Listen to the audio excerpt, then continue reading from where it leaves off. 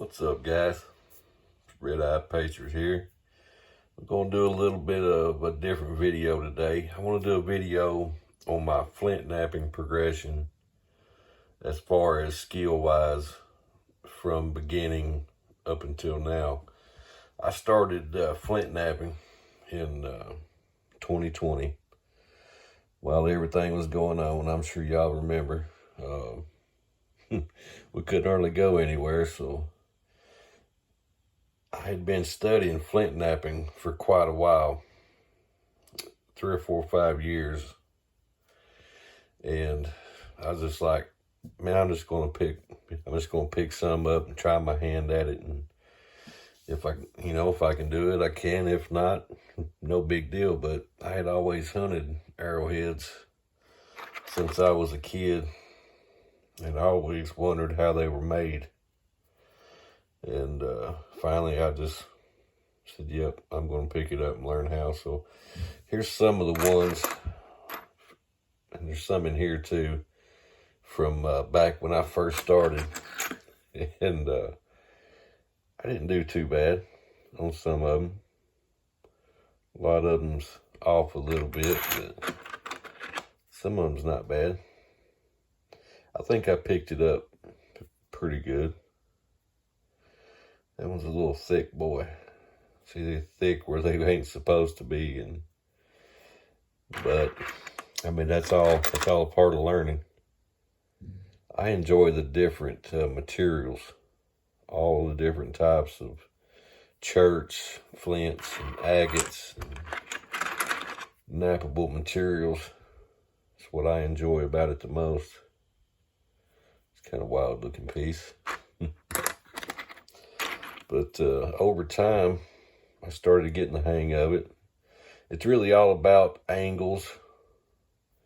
Holding the piece at the right angle, taking the flake at the right angle in the right place, and setting up platforms to take flakes off of. It took me a little while to grasp that, but I did pretty good. There's some really nice, I think that's hornstone or some of that. I'm not sure really the name of it. I think some people call it Kentucky blue, but I think this is hornstone. It's got a real glossy, waxy look to it. It's pretty high grade stuff. But yeah, I experimented with asymmetrical shapes and different bases, and learning how to notch is it's a hard hobby to that's some really nice. I think that's Coshocton. Kind of looks like blue camouflage when you look at it. Yeah, it took me a little while to get going and pick it up. I think this was my first attempt at Flintknapping a heart. Didn't do too bad, I don't think. Yeah, I wasn't too far into the hobby then. Some really nice materials here. I could go back on all these and make them look a lot better, but I just want to leave them like they are for now. That's some really nice stuff.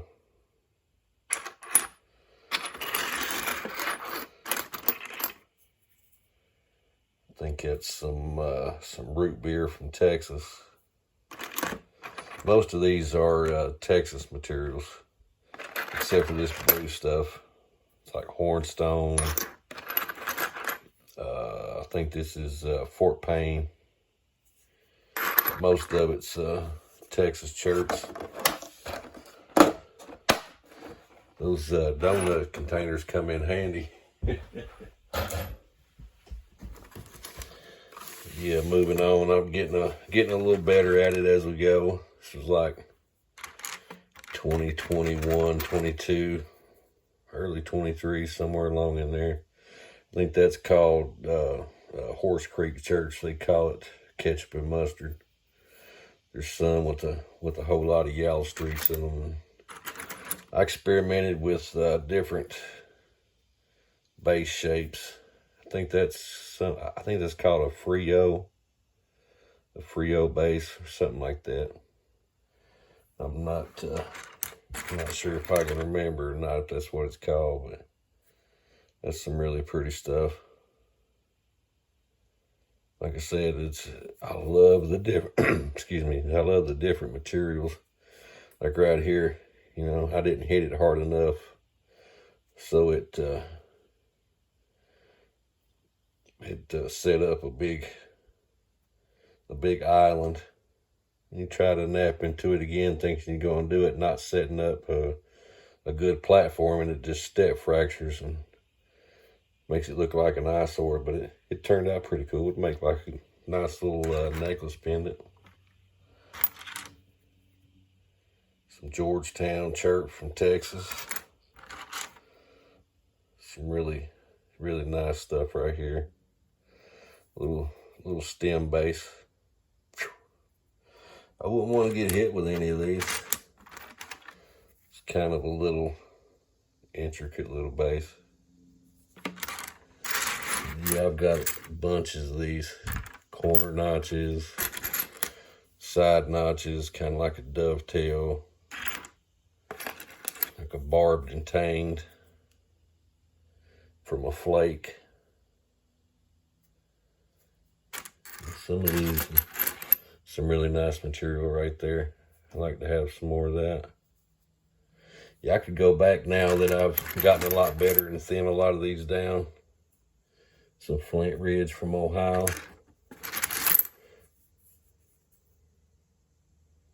A lot of cool different materials. But yeah, coming along pretty good as far as skill, getting a little bit better.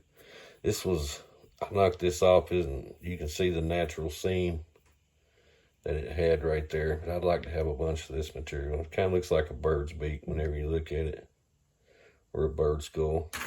But yeah.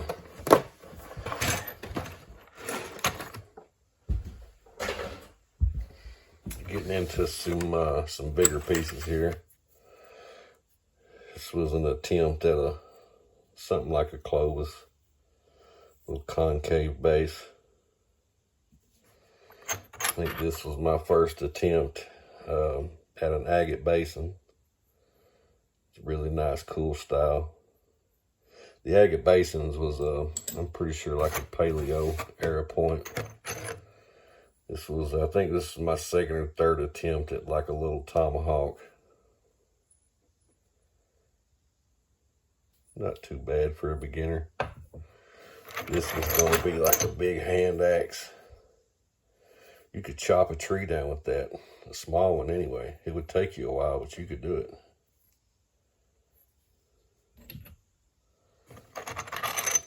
This one's going to be a knife blade. Putting that on the antler handle for the giveaway. It's a big boy right there. It took me a while to learn how to clear the rest of the face and make all the flake scars fairly match. This right here was made from a toilet lid. They call it Johnstone. It's funny. Yeah, you can nap floor tiles, a lot of different things. It's a nice little point there. Getting better as we go.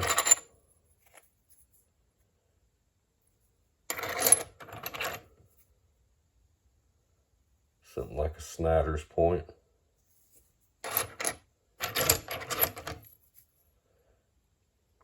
It's a nice little dovetail piece.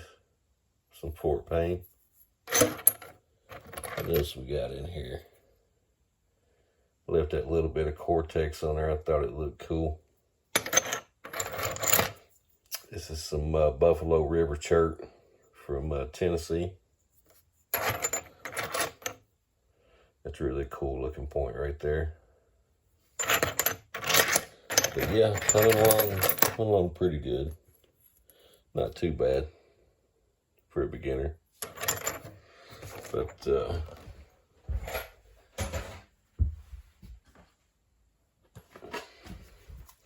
now we're getting into some that within the past 6 months. I'm giving this one to my buddy Kevin.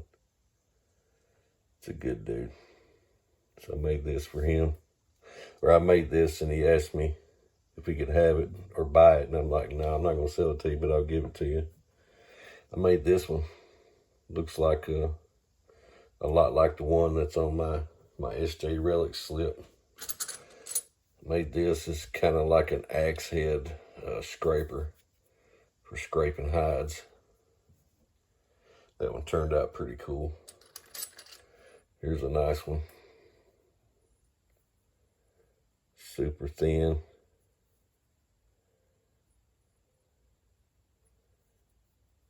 Really nice material. I'd like to have 100 pounds of that stuff. Nice little corner notch. I love the flake scars the most. That's what I think's the coolest. I made this. This was kind of like a Salutrian point stuck in bone pendant. I thought that was pretty cool. I've held on to it for a while. I've gave away or sold a lot of nice pieces since I've gotten a little better at it. That would make a cool necklace point. The different notch styles and base styles. That's a little stinger right there, buddy. I wouldn't want to get hit with none of these. I really like that one.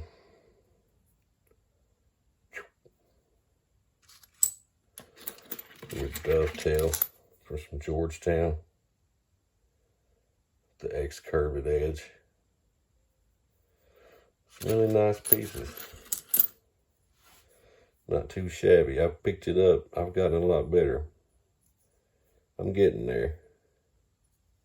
I'm no Jack Crafty, but I'm coming along. Speaking of Jack Crafty, I gotta send him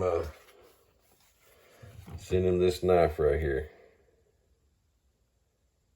I'm sure he'll appreciate that. Maybe he'll use it to open his packages with or something. And these 2 points right here are going to my buddy SJ Relics. He said he liked this one. It's like, cool, man. We'll do some trading on it. That's a cool base right there. Yeah, I'm going to send these 2 to SJ. But yeah, not too bad. I've been into the hobby about, well, I started in 2020. And it's about 5 years now. This one's really cool. Kind of looks like the Batman symbol. That would make a really cool necklace. Really cool necklace pendant. Anybody wants to buy a necklace pendant, hit me up. $25 plus shipping for one. If you buy 2 or more, you know, we'll come down on the price a little bit. Or we'll do some trading on some leather work. Just let me know. All right, guys. I appreciate you watching. Like, comment, share, and subscribe.